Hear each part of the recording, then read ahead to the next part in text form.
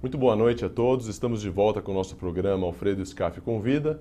E nessa noite de segunda-feira nós temos o prazer de receber o chefe do Poder Institucional Judiciário, o nosso desembargador José Renato Nalini, um defensor da democracia no judiciário e do acesso ao cidadão ao judiciário há muito tempo na sua carreira de juiz. Muito boa noite, Excelência. Boa noite, Seja bem-vindo ao programa. Uma alegria estar aqui com você. Ok. Desembargador, como é que está esse trabalho constante do senhor? Antes de ser presidente do Tribunal de Justiça, o senhor já concedia muitas entrevistas com relação à sua preocupação de como a população via o judiciário. Como é que a população, principalmente a de classe média baixa, que não tem acesso ao judiciário, entre aspas, hoje já melhorou muito, como é que hoje o judiciário está lidando com essa população? Esse acesso à informação e ao judiciário se modernizou na sua gestão? Como é que o senhor tem lutado com isso?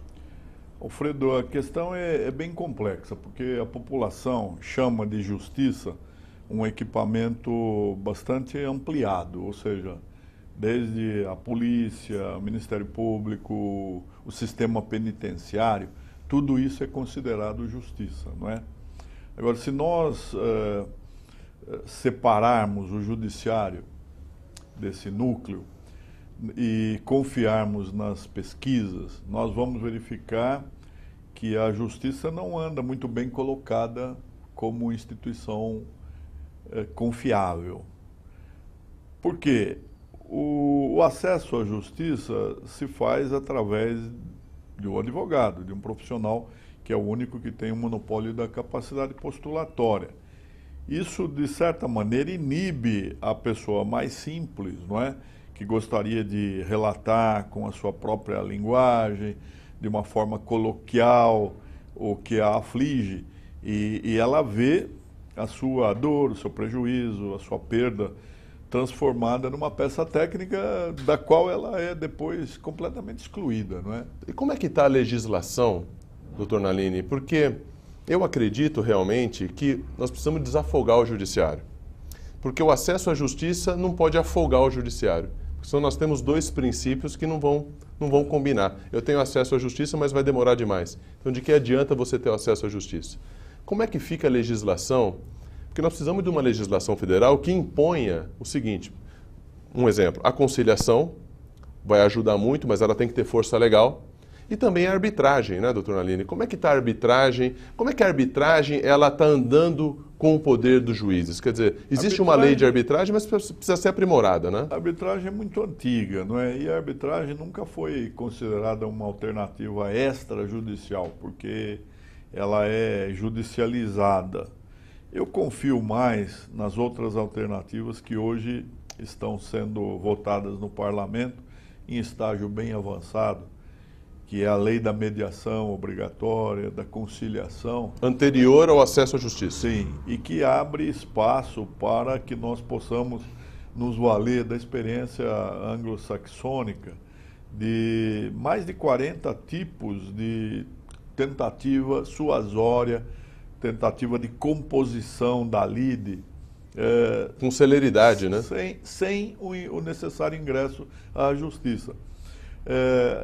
Eu culpo e me incluo nisso a mentalidade adversarial, não é, de um excessivo processualismo. Nós prestigiamos mais o processo do que o direito material. É verdade. E, portanto... A forma, muitas vezes, anula o processo. Sim, e não deveria, né? O processo deve ser ferramenta de consecução de uma solução. De um entendimento final. Nada mais do que um caminho. E, às vezes, o caminho se torna mais importante, não é, na mentalidade jurídica do que a própria solução do problema. Nós vamos a um breve intervalo, mas no próximo bloco eu gostaria que o senhor comentasse como é que a OAB pode ajudar com tantos advogados no Estado na questão da conciliação. Nós já voltamos.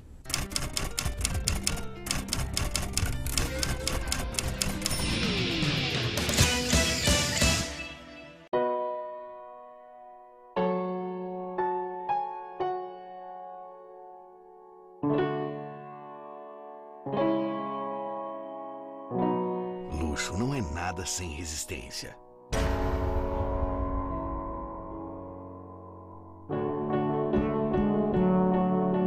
Mitsubishi Pajero. Pajero Dakar. Para quem gosta do luxo, mas não se contenta só com ele.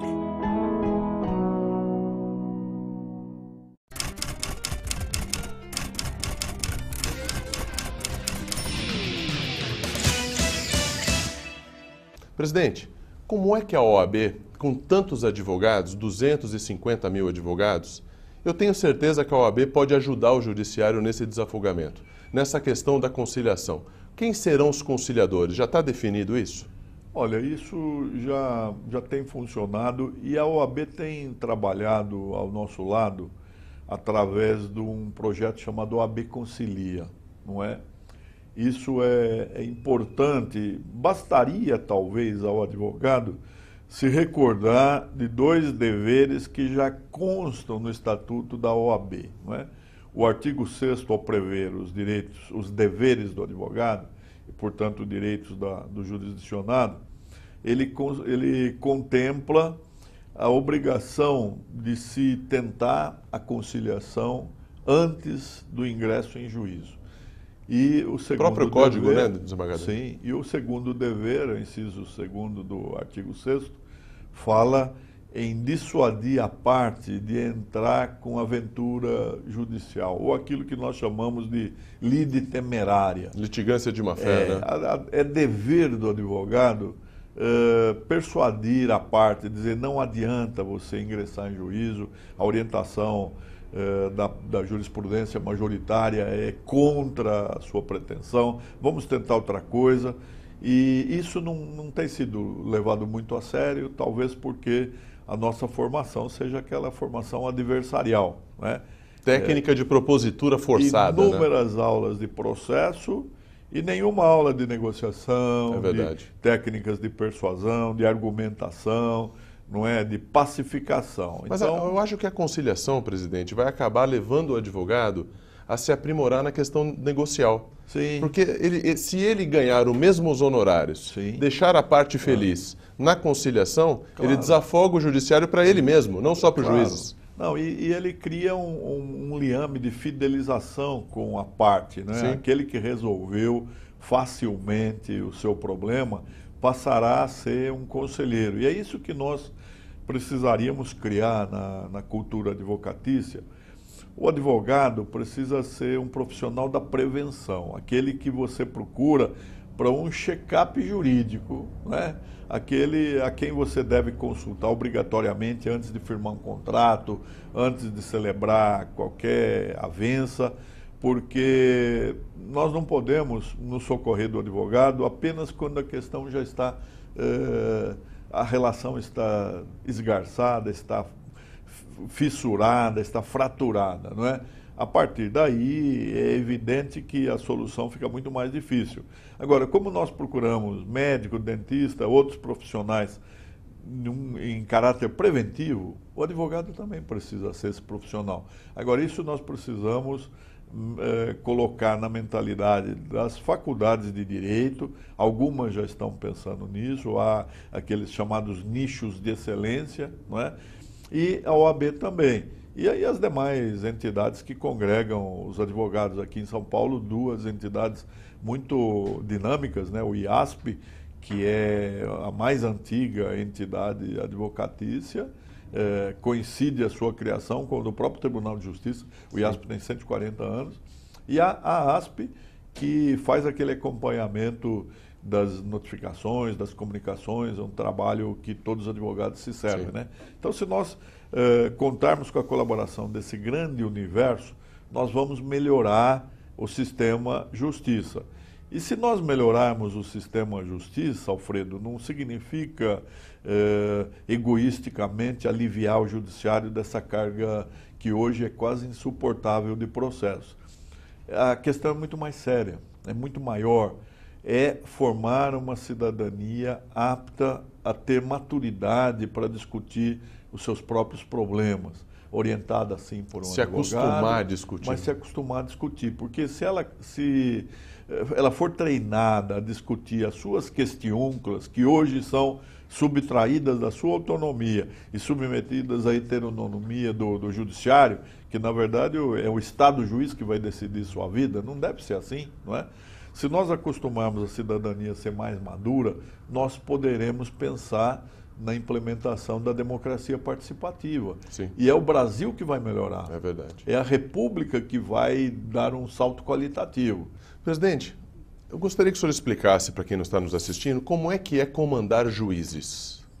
É uma tarefa difícil. Os juízes, eles, todos, a maioria vitalícios, donos do seu próprio nariz, entre aspas, com muita responsabilidade no cartório. É muito difícil comandar juízes e dizer o seguinte, você está atolado de trabalho e ainda precisa fazer isso, isso, isso. E complementando a minha pergunta, presidente, o nosso Estado, o poder público não ajuda muito o judiciário, né? Muita demanda desnecessária Sim. também. Olha, você aí forneceu assunto para uns 4, 5 programas. Mas acontece o seguinte, primeiro, o juiz não é comandado, né? Eu não tenho menor poder sobre a consciência individual. Não pela consciência, a questão administrativa. Não, mas a questão administrativa é assim, você administra carências, né, Sim. Alfredo? Então, eu tenho de continuamente falar não. Quais os discursos que eu recebo incessantemente? São os municípios pedindo mais vara, aqueles municípios que não têm sede de comarca pedindo comarca, o juiz pedindo mais funcionário, não é? Ou pedindo equipamento, e eu sou obrigado a dizer, o orçamento do judiciário reserva, sabe quanto para investimento? 0. Antigamente ainda havia R$10 para não sumir a rubrica. Hoje, sem hipocrisia, o orçamento que a Assembleia aprova é 0 de investimento. Mas isso é um erro dramático, né? Tremendo. Porque o judiciário Agora, usa o dinheiro para o aperfeiçoamento administrativo, sim. né? Agora, acontece que o Estado é sim o maior cliente da Justiça. Dos 20 milhões de processos que nós temos em andamento, 12 milhões são execuções fiscais.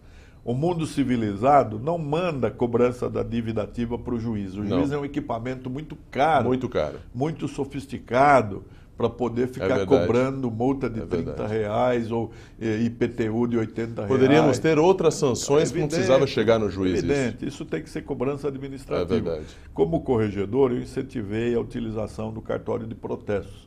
O notariado de protestos é muito eficiente. Ele localiza as pessoas que às vezes o judiciário não consegue localizar, não é?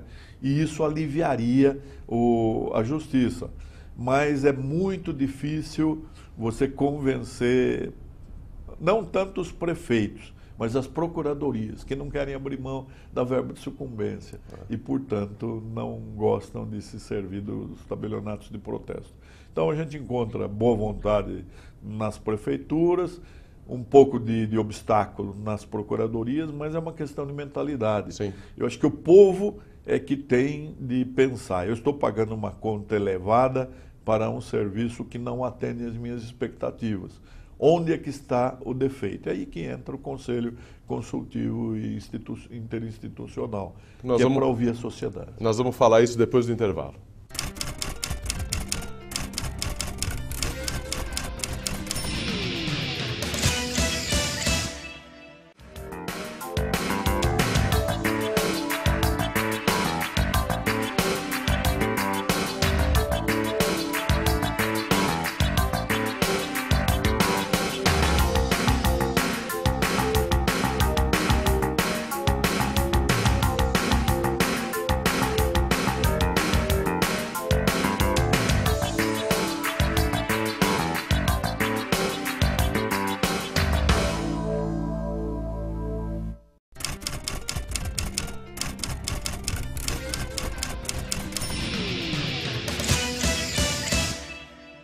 Voltamos com o presidente do Tribunal de Justiça do Estado de São Paulo, o desembargador José Nalini. Desembargador, o senhor teve uma iniciativa que alguns presidentes poderiam ter feito há 10, 15 anos.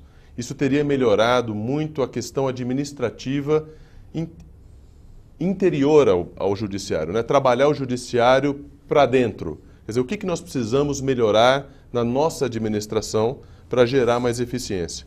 E eu quero já, de antemão, parabenizá-lo por essa iniciativa cidadã e democrática, que é a criação de um conselho interinstitucional de melhoramento e de eficácia da atividade que o judiciário presta ao cidadão. Isto é, trazer todos os operadores do direito para discutir o que é que a gente precisa melhorar dentro do judiciário. Isso é uma iniciativa humilde, uma iniciativa democrática e que com certeza vai trazer muitos benefícios. Como é que isso já está funcionando? O senhor já montou? Quando começa essas discussões? Ele está sendo instalado, já foi instituído, houve aquela fase inicial de consulta às entidades, houve também um processo democrático muito interessante de eleição de um juiz de primeiro grau, né, pelos seus próprios pares, e de 2 funcionários que também foram escolhidos pelos mais de 50 mil servidores do Tribunal de Justiça. Esse processo demorou porque foi uma eleição eletrônica, nós tivemos uma participação maior do que a de muitos municípios, eleição municipal, houve interesse, e há 11 membros que representam a sociedade civil, recrutados de organismos que, em regra, não participam da vida jurídica em estrito senso, não é? Então, por exemplo, o presidente da Fiesp, o Benjamin Steinbrück, o presidente da Federação, da FEBRABAN, Federação Brasileira de Bancos, Murilo Portugal, não é? Mas que devem trazer contribuições de fora, né? Porque eu acredito muito, Alfredo, na subsistência da empresa. A empresa foi a instituição que não teve por si o erário, ou seja, nós, administradores do serviço público, trabalhando ou não, em tese, nós temos a remuneração garantida. Sim. No 4º dia útil do mês subsequente, nós temos lá aquilo que no resto do Brasil se chama contra-cheque, aqui nós chamamos olerite, não é? Veja, por exemplo, o que aconteceu com a Copa. Eu ouço dos meus amigos empresários que houve uma paralisação quase que total da produtividade. Prejuízo grande para o país. Um enorme prejuízo, principalmente para São Paulo, que vive do trabalho. Sim. A arrecadação caiu, há uma lamúria generalizada no comércio, nos serviços e na indústria. Entretanto, o poder público passa incólume, não é? Trabalhando ou não, todos recebem. Então, eu quis chamar pessoas que estão acostumadas a lutar, que não têm por si o pagamento assegurado pelo governo, não é? Para que eles nos ensinem também como sobreviver, como encontrar fórmulas de fazer mais com menos. Fazer mais com menos. Não é? É verdade. De levar a sério o princípio da eficiência, que é obrigatório. Que já é constitucional. Já. Né? Doutor Nalini, e o seu projeto artístico no tribunal? Conta um pouco dele pra gente. Bem, isso é alguma coisa que me preocupa muito, manter o nosso pessoal, que é o maior patrimônio. Eu já disse para você há pouco, mais de 90% do nosso orçamento é empregado no custeio, pagamento de pessoal. Sim. E a justiça depende da qualidade das pessoas que a produzem.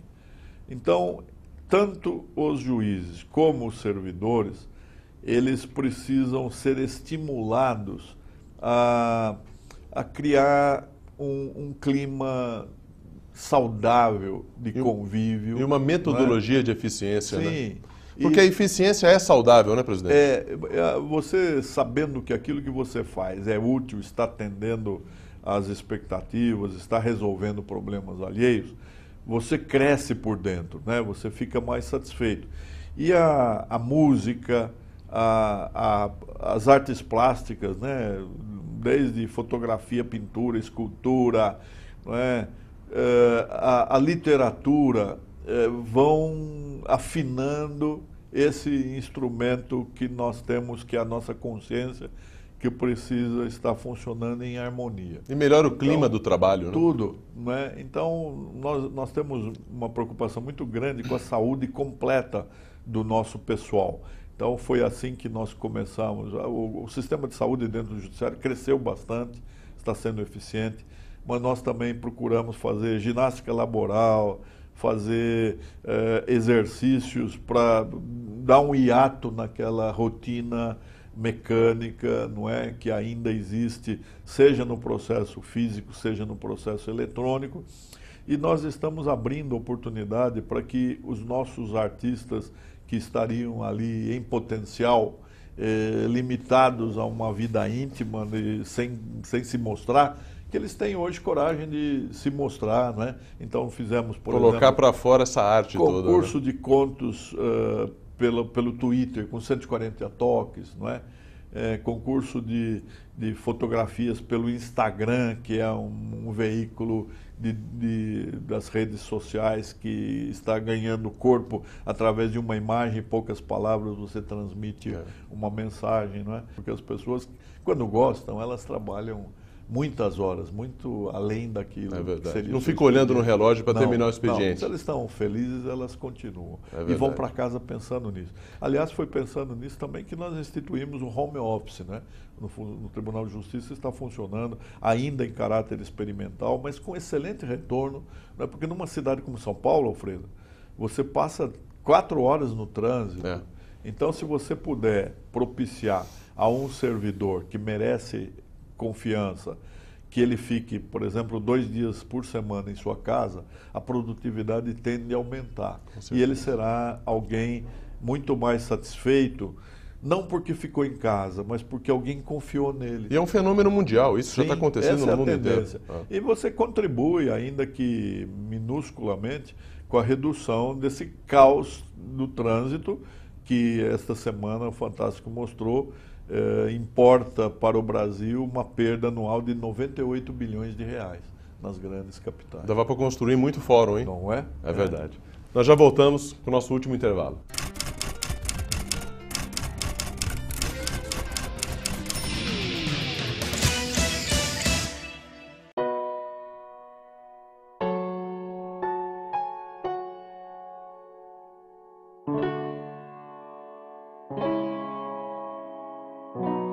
Luxo não é nada sem resistência.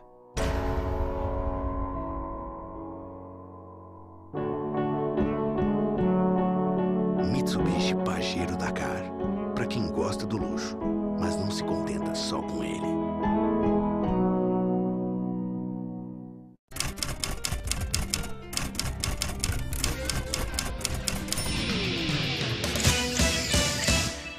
Estamos de volta para o nosso último bloco com o presidente do Tribunal de Justiça do Estado de São Paulo. E agora a minha pergunta é com relação às eleições do dia 5 de outubro, doutor Nalini. Doutor Nalini, existe algumas conversas, a gente ouve falar muito, eu sempre confiei, eu acho que o Tribunal Eleitoral é o melhor órgão para cuidar da eleição, o juiz cuidando de eleição nos dá uma tranquilidade muito grande. Mas a questão da urna eletrônica. Se ouve falar muito que se eventualmente, como a urna eletrônica não é adotada em países do primeiro mundo, e não é mesmo, os países da Europa de primeiro mundo, Estados Unidos e Canadá ainda estão no papel. A pergunta é, por que se a urna eletrônica é tão boa, tão célere, tão eficiente, por que o primeiro mundo não a adotou? E se ela é confiável? Quer dizer, há possibilidade real de ter fraude centralizada numa urna eletrônica? Eu já vou te dar minha opinião. Eu não acredito. Nem eu, Alfredo. Eu acho que... Mas esse assunto é muito comentado, doutor Nalini, inclusive em pessoas muito bem informadas. Eu sempre recebo essas mensagens, e-mail, às vezes até artigos consistentes, não é? Questionando a confiabilidade. Mas eu acredito que antes de nós instituirmos esse sistema, houve muita pesquisa, houve muita visita, houve muita reunião, houve muita discussão. E as pessoas que cuidaram disso são pessoas seríssimas, né? Eu me lembro que hoje o presidente do Supremo, ministro Ricardo Lewandowski, tinha uma preocupação muito grande, acompanhou a implementação, não é? E eu confio no sistema, acho que é muito difícil, diante da pulverização, nós estamos falando em um país com 200 milhões de habitantes, não é? Seria quase que impossível você adulterar o resultado, não é? De uma aferição da preferência do cidadão, do eleitor, por um determinado candidato. E fiscalizado por muitos profissionais da justiça, né? E outra coisa, eu até acredito que nós, dentro em pouco, nós vamos ter a coragem de fazer como a Finlândia fez, mudar uma Constituição através de consulta pela internet, não é?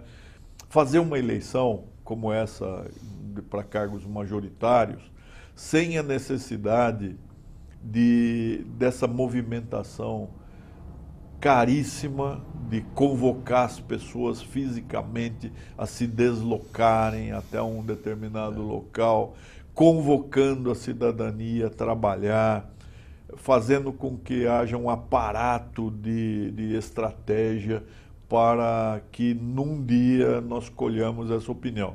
Se você hoje pode interagir através de um smartphone, de um computador pessoal, de um tablet, nós vamos chegar a um sistema de perfectibilidade e confiabilidade tamanho seguro, né? Que nós vamos poder aferir. Isso, um dia vai chegar isso. Dia vai chegar. Eu acho que é irreversível, porque tudo é uma questão de custo-benefício. Talvez nós atravessemos essa fase da dependência da eletrônica, da informática, das redes sociais. Mas, por enquanto, nós estamos imersos nela e precisamos extrair dela aquilo de benéfico que ela puder. Eu proporia o voto facultativo, deve votar aquele que se interessa, aquele que não se interessa não precisa fazer como alguns jovens fazem hoje, vão correndo votar ou estão nas filas dos correios para justificar porque consideram o dia da eleição um feriado, né? E também a possibilidade de cada um exercer a sua opinião, o seu favoritismo de onde estiver, de sua casa ou do seu... Hoje nós rastreamos, nós conseguimos saber a origem da mensagem. Sem dúvida. Não é por que desconfiar quando se tratar de uma questão mais séria, que é a escolha dos representantes. A mais séria de todas, né? Não é? Tornalini, muito obrigado pela sua presença. Eu que agradeço. Pela entrevista. E eu acho que o senhor deve voltar quantas vezes o senhor puder para a gente debater outros temas, porque o judiciário é muito intenso. Hoje nós entrevistamos o presidente do Tribunal de Justiça do Estado de São Paulo, um desembargador com a cabeça aberta, extremamente moderno, com ideias espetaculares para o aperfeiçoamento do judiciário, que precisa realmente ter mais eficiência, ser mais próximo da população e ser desafogado para que todo mundo possa atingir o Poder Judiciário e ter essa prestação jurisdicional com mais celeridade, mais eficiência, com mais rapidez e com mais segurança. Tornalini, muito obrigado pela sua entrevista. Eu é que agradeço e dizer que nós esperamos que a formação jurídica passe a ser menos adversarial e passe a levar a sério essas tentativas de composição, de pacificação. Essa é a missão do advogado, o arquiteto da pacificação. Muito obrigado. Obrigado pela sua presença conosco mais uma vez nessa segunda-feira à noite. Voltamos na próxima semana. Com Pedro Scarpa convida. Obrigado a todos que assistiram o nosso programa.